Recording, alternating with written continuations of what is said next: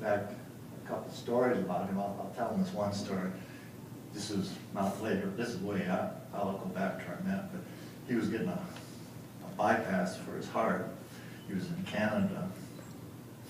And he's connected with natural golf then. So we went up there for him. And when he woke up, the nurses came in and said, where are you? You know, that's what you do when you have an operation. You follow the drugs, you figure out, where are you? He said, oh, I'm on the 16th hole on the green. And they says, what? He says, no, where are you? I'm right on top of the 16th green. And the people, he's a very different type of person. You have to learn to translate what he talks about. But anyway, he kept saying, no, I'm on the top of the 16th green. Well, it turns out that was before they built a hospital on top of that golf course. And his room was right on top of the 16th green. He knows every score, every shot he's ever hit. So he's a very, very, I don't know what to say, very different person. So he created a golf swing which nobody liked because he was so different about the way he swings the golf club. And there's some pictures I saw with him with Nick Faldo and Nick Price and Ben Crenshaw, and they're just sitting there, they're just in awe. They'd never seen anything like it. But Mo did not like around people. He didn't like it. He was very uncomfortable around people. So he'd never come to the United States because he's got his whole world, Get up, 7 o'clock, get $500, 500 balls, go chip for 2 hours, have 10 or 12 Pepsis, and go home. That's his whole life. That's all he does. So he learned to hit the golf balls this way, and nobody knows what he's doing. So they just thought this guy's kind of a different person and just kind of leave him alone. But I totally believe that he knows what's going on. And I think the golf swing is going to evolve because I already see now, they had natural golf was back then, that was in the middle 90s.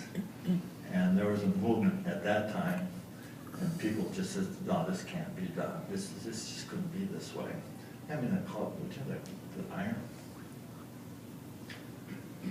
Quickly, I'll just say what Mo did in a normal swing. You put the tissue grip and put the club down like this. Well, when you do that, you create two different planes. You have one plane and two planes. You have two axes in the swing, here and here. So what Mo says, well, that's too much work. I'm not going to do that. So he took that out and put it in like this. Now it's a single plane. So a golfer who starts this way, which we all do, take the ball back, and when you get the impact, start off with your hands this way. When you hit the ball, you come this way. So you have to change the plane from here to here. And so everybody does that now. Whatsoever. Paul didn't do that. He says, that's too much work. I'm just going to do this. I'm just going to do this. So he takes the club down and keeps it like this, and he goes, boom, just the same thing every time. This way, this way, this way, this way, instead of doing this. That's why he could do it so well that other people couldn't do it. Okay? So I really got infatuated with Mo, and I became, we were doing the natural golf stuff, and I was doing I was the head leader or the teacher or the instruction for that company. So I lived with this guy for about 3 years, every time we were doing something, right? So I learned with him, and you have to be able to translate. He said, well, what did you do? He said, oh, just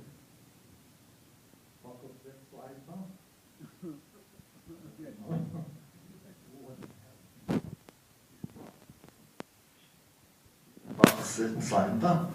Well, he wouldn't, that's all he would say, until you really start to know him.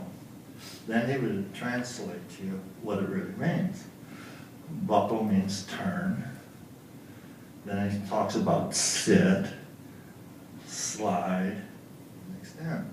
Well, other people didn't know that, okay? The secret, what he has, he says, whatever you do, don't drop your eggs. Don't drop your eggs. Well, that's good. I don't want to drop my eggs either. But so I kept asking, what does that mean? What does that mean? And he didn't, finally, it took me about, I'd say almost 2.5 years. He says, listen, he says, put your hand this way, turn your forearm up like this, not like this, because normal swings are like this. He does it this way. And then put the club this way. And then you put your eggs right there. Put your eggs. Put your eggs right there. Now make a swing. And don't ever drop your eggs. That's it. That's the golf swing. And all you do, then you just build a swing around that and just come back to the same place. As long as you don't drop your eggs, you're going to hit it perfect. So that was Mo. So from there,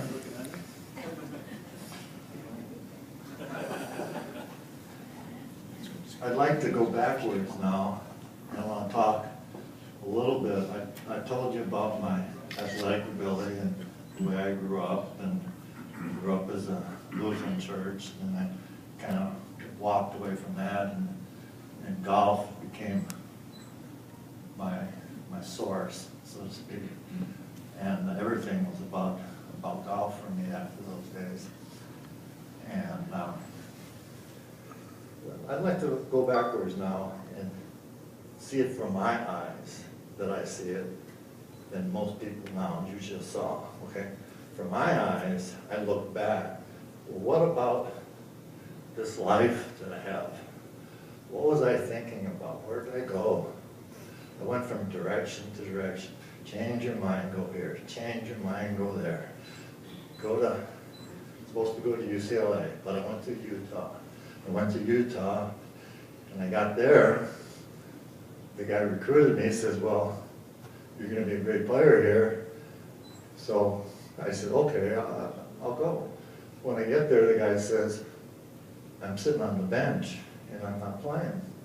And I said, why? Why am I not playing? Why me?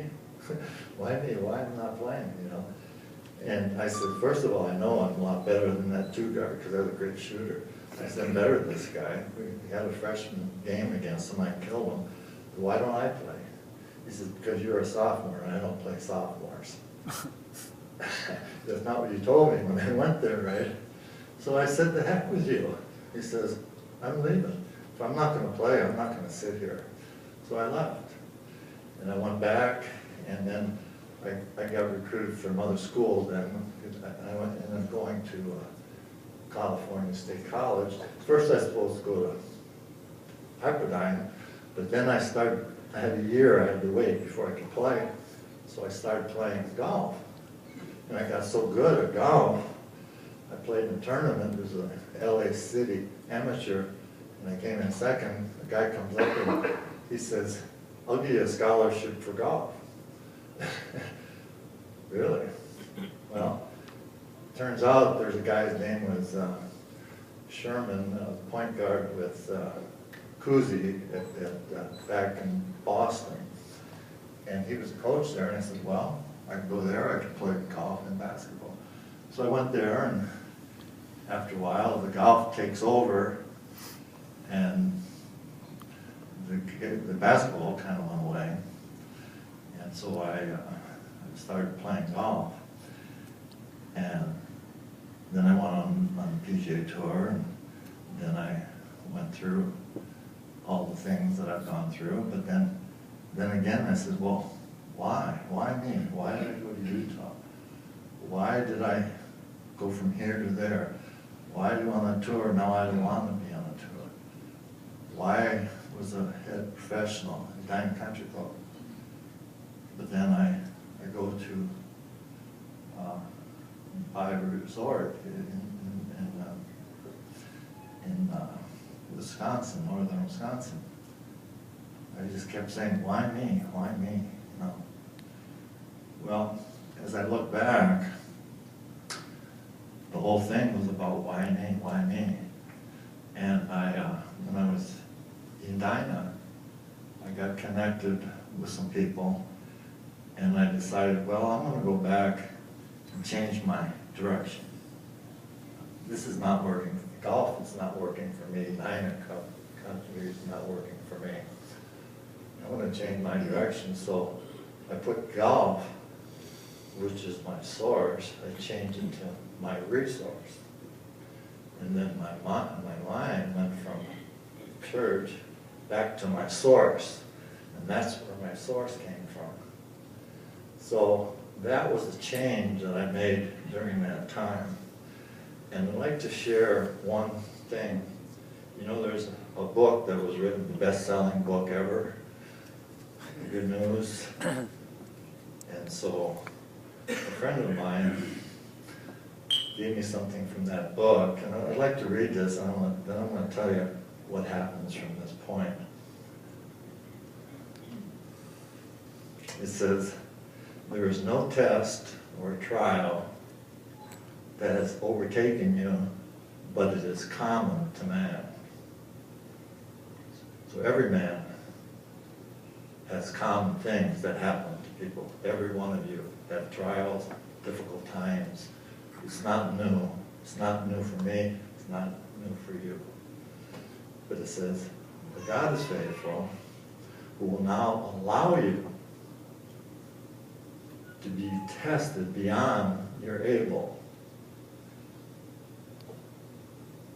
And through this, you will escape this, and you will go through this, and you'll be fine.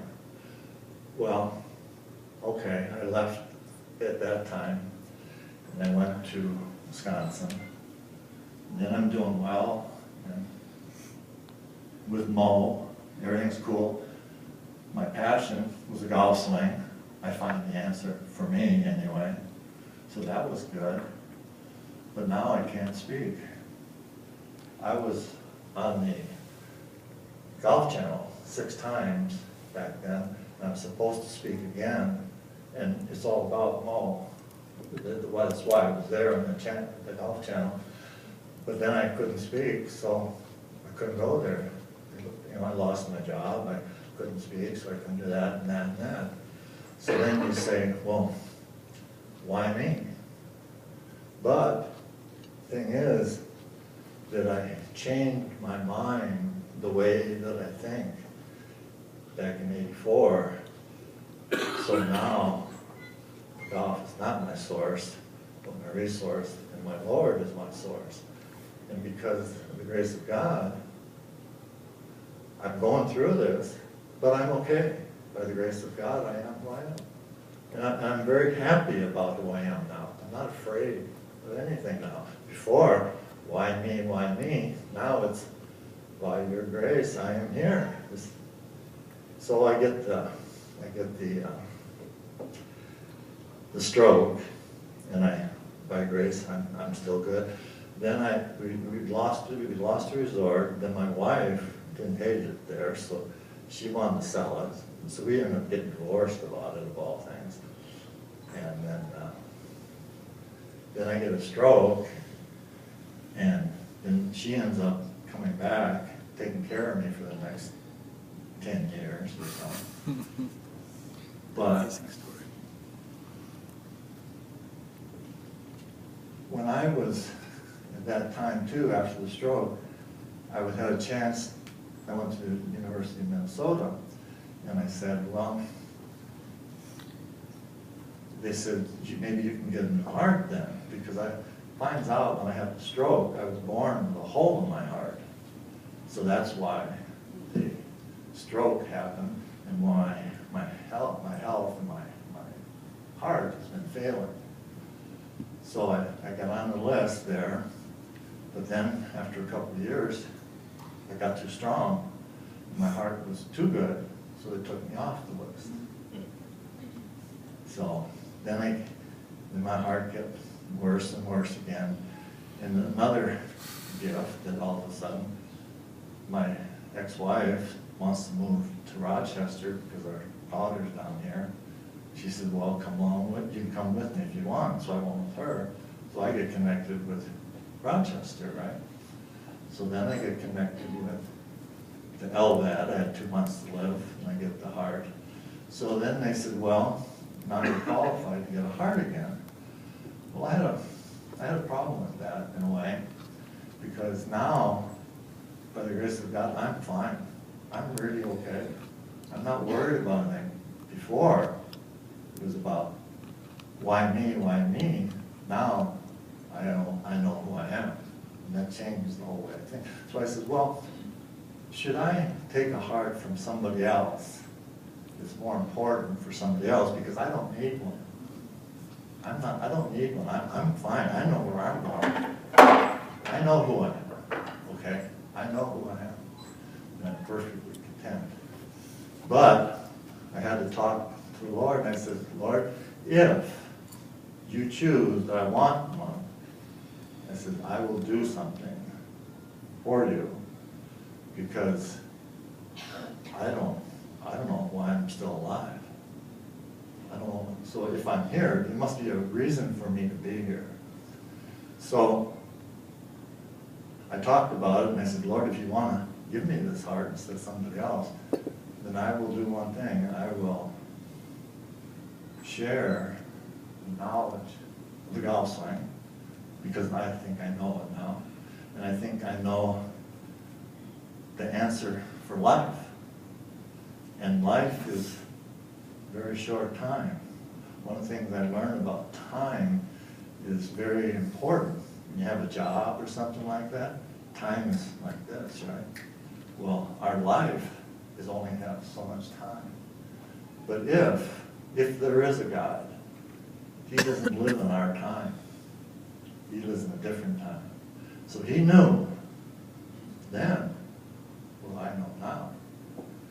And so I just stayed with it, and sure enough, now I'm here to share what he told me to say. And I look back into this thing, where the switches that I made was, number one, when I started to change my mind in this best-telling book, the guy named was Solomon. And all he'd talk about, what is life? What is life? Life is vanity. Life is vanity. There is no life. It's just vanity. That was me. My golf, that was my life. It's all vanity. I'm only going to be here for a year. Why should I put my source, my power in my golf stuff? And then another thing at the end, there was a guy in this book, his name was Job. And Job says, he was a good man. He did everything right. He did everything right. And all of a sudden, he lost it. He was the righteous man in the world. He lost everything. He lost everything. I says, why me? Why me? That's Job's stuff. Why here? Now I have nothing. Well, in the end, he gets it all back again. Why me? And what Job said was that I used to hear from the ear, but now I see you with my eye. And that's when you change the way you think differently, and you see there's more than just this time. Thank you. Thank you.